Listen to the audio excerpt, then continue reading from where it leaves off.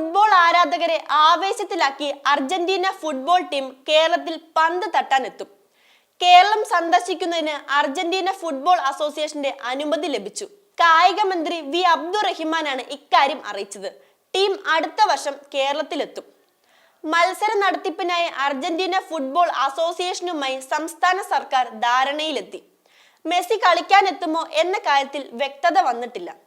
മെസ്സിയുടെ കാര്യത്തിൽ Argentina football അസോസിയേഷനാവും അന്തിമ തീരുമാനം എടുക്കുക. കേരളത്തിൽ 2 മത്സരങ്ങൾ ഉണ്ടാവാനാണ് സാധ്യത. അർജന്റീന ടീമും ഏഷ്യയിലെ പ്രമുഖ ടീമുമായും മത്സരത്തിന് സാധ്യതയുണ്ട്. മത്സര നടത്തിപ്പിനായി ഭീമമായ തുകയാകും ആവശ്യം വരിക. 100 കോടിയിലധികം ചെലവ് വരുമെന്നാണ് കണക്കാക്കുന്നത്. ഇത് സ്പോൺസർ വഴിയാകും കണ്ടെത്തുക. സ്പോൺസർമാരുടെ കാര്യത്തിലും ധാരണയായി എന്നാണ് വിവരം. ഏഷ്യയിലെ പ്രമുഖ 2 ടീമുകളാകും അർജന്റീനയുമായി കളിക്കുക എന്നാണ് വിവരം. അർജന്റീന ടീമിന്റെ വരവ് ഫുട്ബോൾ വികാരമാക്കുന്ന ഓരോ മലയാളിക്കും അഭിമാന മുഹൂർത്തമാണ്. കായിക മന്ത്രിയുടെ ഏറെ നാളത്തെ ശ്രമങ്ങളാണ് ഒടുവിൽ ഫലം കണ്ടത്. അടുത്ത വർഷം അവസാനമായിരിക്കും ദൈവത്തിന്റെ സ്വന്തം നാട്ടിലേക്കുള്ള ലോക ചാമ്പ്യന്മാരുടെ വരവ്. അടുത്ത ആകാംക്ഷ മെസ്സി എത്തുമോ എന്നത്. രാജ്യാന്തര മത്സരങ്ങളുടെ ഷെഡ്യൂളും AFI തീരുമാനവും മെസ്സിയുടെ കാര്യത്തിൽ നിർണായകം.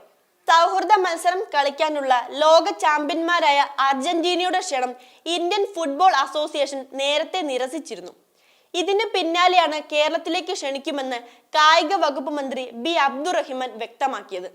അർജന്റീന ടീമിനെ ഇന്ത്യയിലെത്തിക്കാനുള്ള ഉയർന്ന ചെലവായിരുന്നു ഓൾ ഇന്ത്യ ഫുട്ബോൾ ഫെഡറേഷൻ ക്ഷണം നിരസിക്കുന്നതിന് കാരണമായത്. നേരത്തെ സെപ്റ്റംബറിൽ സ്പെയിനിലെത്തി മന്ത്രിയും സംഘവും അർജന്റീന ഫുട്ബോൾ അസോസിയേഷനുമായി കൂടിക്കാഴ്ച നടത്തിയിരുന്നു. അതേസമയം ടീം വരുന്ന സമയവും വേദിയും പിന്നീട് തീരുമാനിക്കുമെന്നായിരുന്നു അന്ന് അറിയിച്ചിരുന്നത്. കേരളത്തിൽ ഫുട്ബോൾ അക്കാദമി ആരംഭിക്കുന്നതിനും സൗഹൃദ മത്സരത്തിനും അർജന്റീന ഫുട്ബോൾ അക്കാദമി സന്നദ്ധത അറിയിച്ചിട്ടുണ്ടെന്നും വി അബ്ദുറഹിമാൻ അന്ന് പറഞ്ഞിരുന്നു. വേദി കൊച്ചിയിലാകുമെന്നാണ് സൂചന.